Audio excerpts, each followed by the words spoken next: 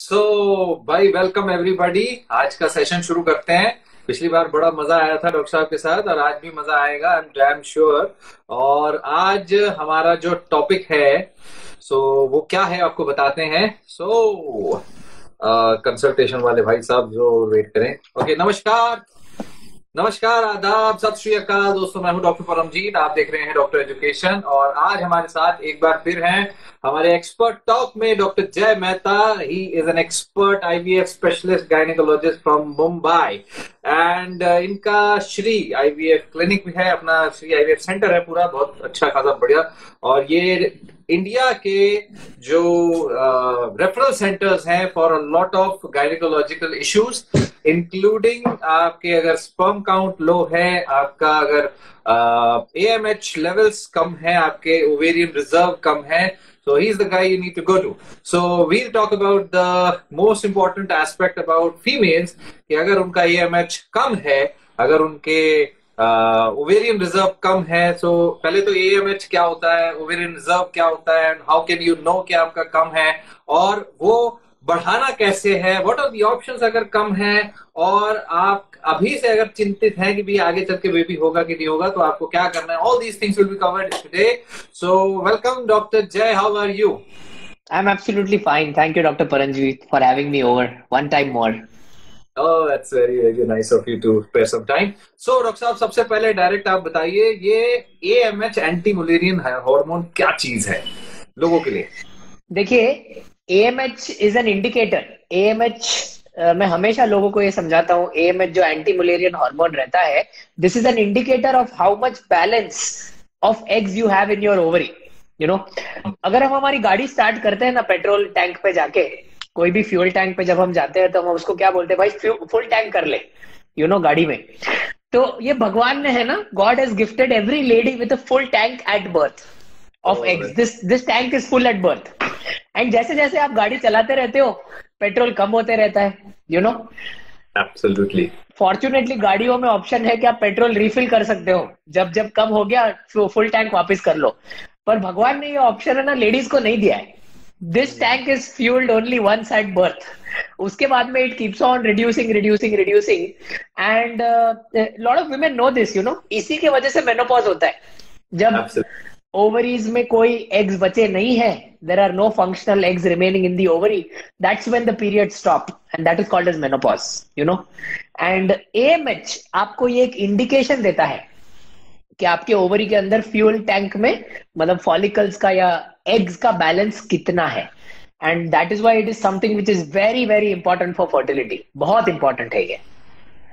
तो that's very nice. तो AMH एक हार्मोन हो गया, राइट? ये आपके बेसिकली इनके बोथ वैसे तो रिप्रोडक्टिव टिश्यूज आपके बनाते हैं, एंड मेल्स में भी होता है जैसे हाँ में होता है पर बहुत कम क्वांटिटी में। मेल्स में होता है पर बहुत कम क्वांटिटी में, बहुत कम। हम अगर बात करें कि एएमएच ये हर फीमेल को तो कराने की जरूरत नहीं होती है कि होती है? आइडियली सी, जब कभी भी कोई फर्टिलिटी की ट्रीटमेंट अप्रोच करता है, ये एक्चुअली क्वेश्चन तभी आता है, see when somebody is wanting to go for a fertility treatment, उसी टाइम पे लोग एएमएच की टेस्ट करवाते हैं। कितने ऐसे लोग होंगे जिनका एएमएच लो होगा but they would have conceived naturally, तो उन्होंने लाइफ में कभी वो टेस्ट ही नहीं किया। उनके हिसाब से तो उनका लो एएमएच में भी कंसीव हो गया। Correct correct correct. So let's try to understand कि ये ओवेरियन रिजर्व को एएमएच कैसे इंडिकेट करता है। What is the basic background here, medical background inside? Yeah, so what happens is inside the ovary at birth, as I said, there are follicles. These are called as primordial follicles, जो birth पे रहते हैं।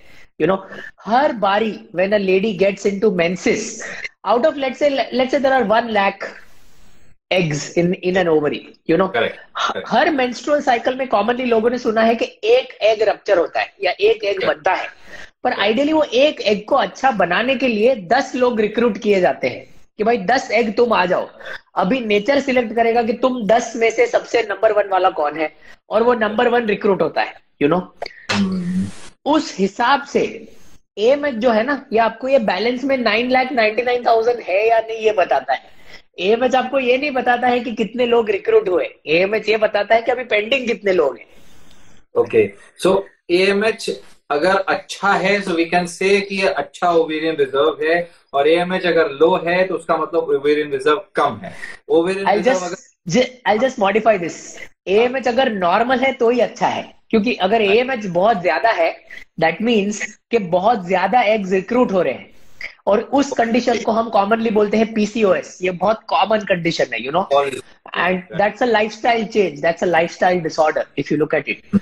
उसी हिसाब से AMH जब बहुत कमजोर हो जाता है, बहुत लो वैल्यू में होता है, that means number of eggs which can be recruited is very poor, and that can cause severe amount of infertility.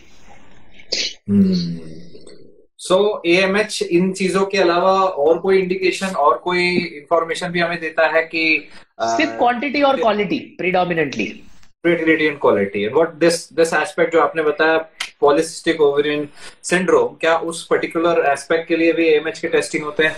हम रूटीनली करते हैं लोगों के लिए, but it's not a diagnostic test, मतलब वो चीज का डायग्नोस्टिक क्राइटेरिया नहीं है। पर कॉमनली PCOS में AMH का वैल्यू बहुत हाई दिखता है, एंड इसीलिए PCOS में इनफर्टिलिटी होती है। जब भी AMH नॉर्मल लेवल के पार चला जाता है, या ये पार या वो पार, ईदर विच वेज, बहुत कम या बहुत ज्यादा, ये दोनों सिचुएशंस में इनफर्टिलिटी बहुत कॉमन है। तो टेक्निकली अगर AMH एक हर साइकिल में ऊपर नीचे होगा, टेक्निकली देखा जाए तो, राइट? एक्चुअली कभी भी नहीं, कभी भी नहीं। AMH आगे चल के अगर आप देखें, जब ओवेरियन रिजर्व कम होगा तो AMH कम होगा, तो ऑब्वियसली, बिल्कुल, है ना? या तो ऐसा फिक्स तो है नहीं कि आपके 10 ही ओवरी के ओवम निकलेंगे या 12 ही कोई, बिल्कुल नहीं। It's not fixed, obviously it's not fixed. May be कभी 8 होते होंगे, कभी 10 होते होंगे, कभी 12 होते होंगे। सो AMH की वैल्यू भी वेरी करती होगी उसके साथ। अगर हम एवरेज देखें, then the AMH value will keep on reducing by around 10% every year. हर साल AMH की वैल्यू 10% से कम होती है डिफैक्टो। उसमें एग्जैक्टली कोई कुछ भी करे या कोई कुछ भी ना करे, AMH की वैल्यू कम होती है, सिंपल बात है।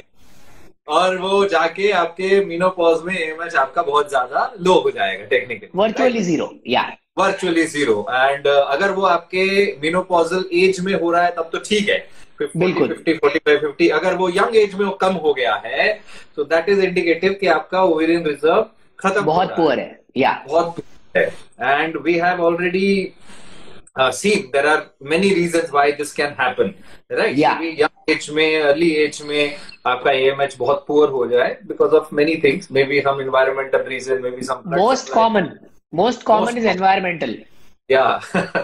So अगर AMH कम है और एक फीमेल नहीं कंसीव कर पा रहे, तो then what can be done? See, normally ना, whenever the AMH value is less than 1.5, उस चीज को हम टेक्निकली बोलते हैं कि AMH कम है। उसके ऊपर के जो बॉर्डर लाइन वैल्यूज रहते हैं 1.5 और 2.5 के बीच में, तब तक कोई टेंशन नहीं होता है। These women can easily conceive naturally, these women can conceive with very basic assistance. पर जब AMH ये 1.5 के नीचे चला जाता है ना, तो कोई भी नॉर्मल लेवल की मेडिकेशंस, कोई भी नॉर्मल लेवल का डाइट चेंजेस, कोई भी नॉर्मल लेवल के लाइफस्टाइल चेंजेस काम नहीं करते। ये सिचुएशंस में फिर लोगों को ट्रीटमेंट लेनी पड़ती है, you know, and most of the treatments which are needed at this low values of AMH will point towards IVF. So IVF means आप जाके अंदर से आप जो बच्चे कुचे ओवम्स हैं उसमें से कोई रिक्रूट आप खुद ही करेंगे, and we will start doing it बाहर से। तो ये आप 1.5 के नीचे करते हो, है ना? एक टिपिकली 1.5 के नीचे। ओके, एंड अगर कोई फीमेल है जिसका 1.5 नहीं पहुंचा है, स्टिल वो नहीं प्रेग्नेंट हो पा रहे, तो क्या फिर ट्राई करो थोड़े दिन, विल सी। नहीं, नॉर्मली इन विमेन को लाइफस्टाइल चेंजेस दिए जाते हैं। You know, we just ask them to lose a little bit of weight if they can. We give them good diet, you know, especially Mediterranean diet. Tofu है, then अंजीर है, अगर आप Indian diet में देखते हो तो अंजीर है, ऑलिव ऑयल है। You know, Mediterranean diet has a lot of olive oil in their food products. तो अगर अपने डाइट में अगर अपन ऑलिव ऑयल इनकॉर्पोरेट कर सकते हैं, आलमंड्स, देन वॉलनट्स, ये सारी बेसिक चीजें अगर इनकॉर्पोरेट कर सकते हैं, then we can give them around 3 months to probably just maintain the AMH. और आप बिलीव नहीं करेंगे, काफी women, around 20% of the women will conceive in this much time just by these small changes. But there are a lot of women जिनको नहीं होता है. There are a lot of women who will not conceive, and then the women who don't conceive have to opt for assistance. So that is a good point here. Mediterranean diet आप try कर सकते हो. अगर आपको conceive होने में problem आ रहा है, directly बिना टेस्ट कराए भी that can be just added up into your diet habit. That is a good app. Right? और फिर भी अगर इशू हो रहा है, you can contact a gynecologist, do an AMH test, and आपको पता चलेगा. So what else? What else does AMH tell us about? कोई और चीज है जो AMH हमें बताता है? एक इम्पॉर्टेंट चीज है जो एक सोशल स्टिग्मा जैसा है AMH को लेके. काफी बार जिन विमेन में AMH की वैल्यूज लो होती है ना, उन सिचुएशन में lot of times they are given an option to consider egg donation. मतलब consider borrowing eggs from outside. Vicky Donor में कैसा स्पर्म डोनेशन लेते हैं वैसा, and that is something which really affects them. ये चीज उनको बहुत अफेक्ट करती है. Women don't really want to go for genetic material of someone else. First question ही ये रहता है, डॉक्टर वो बच्चा मेरे जैसा दिखेगा?